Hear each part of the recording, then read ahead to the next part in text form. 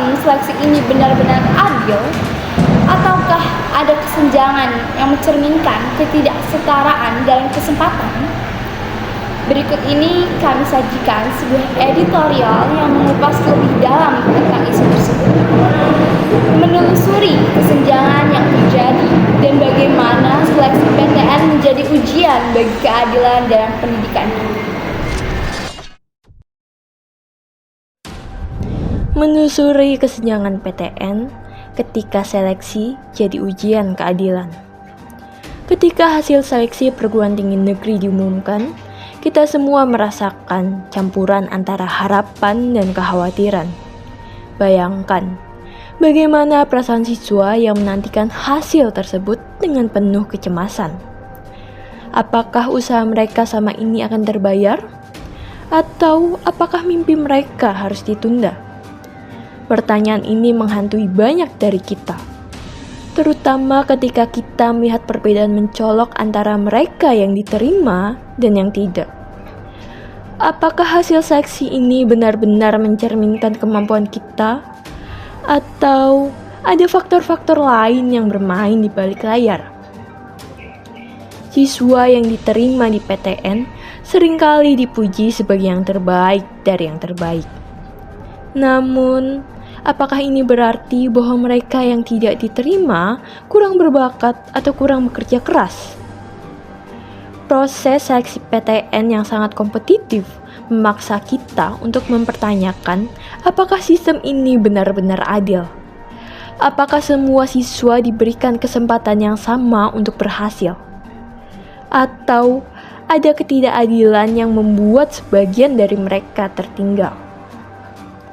Bagaimana perasaan siswa yang telah berjuang mati-matian hanya untuk menemukan bahwa mereka belum berhasil mencapai tujuan mereka? Mari kita lihat data yang ada.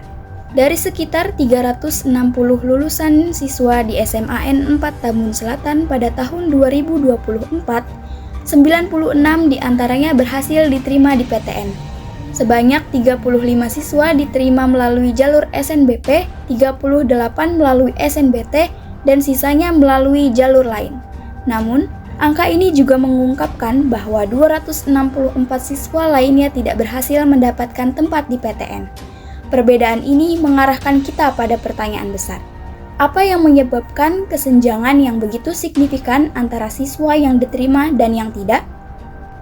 Salah satu faktor yang perlu kita perhatikan adalah tingkat persaingan yang sangat ketat. Dengan kuota yang terbatas dan jumlah pendaftaran yang sangat banyak, proses seleksi PTN menjadi semakin sulit untuk ditembus.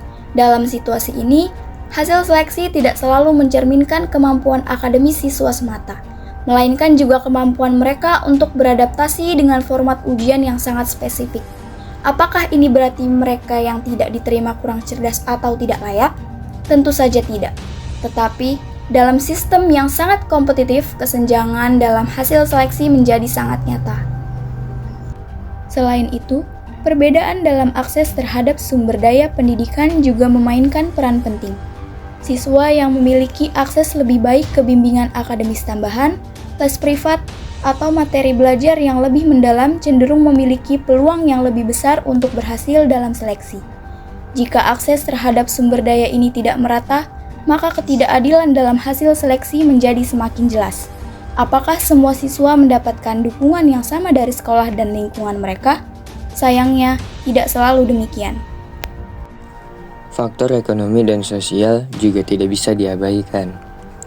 Siswa dari latar belakang ekonomi yang kurang mampu seringkali menghadapi tantangan tambahan, seperti keterbatasan finansial untuk mengikuti les tambahan atau membeli buku-buku panduan yang mahal.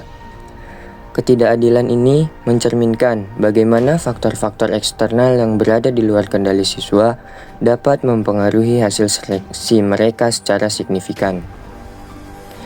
Kita juga perlu melihat bagaimana sekolah berperan dalam mendukung siswa menghadapi seleksi PTN. Apakah sekolah memberikan perhatian dan dukungan yang sama kepada semua siswa? Ataukah ada favoritisme terhadap siswa yang dianggap lebih berprestasi? Ketidakmerataan dalam bimbingan dan dukungan bisa menciptakan kesenjangan dalam kesiapan dan kepercayaan diri siswa saat menghadapi ujian yang menentukan masa depan mereka.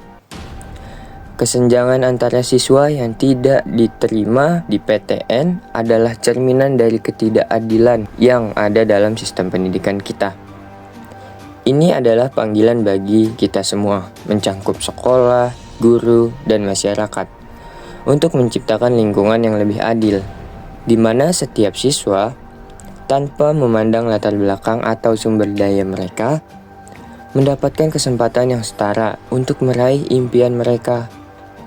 Jika kita tidak mengambil langkah untuk memperbaiki ketidakadilan ini, maka jurang antara siswa yang berhasil dan yang tidak akan terus melebar, membatasi potensi luar biasa yang dimiliki oleh banyak siswa.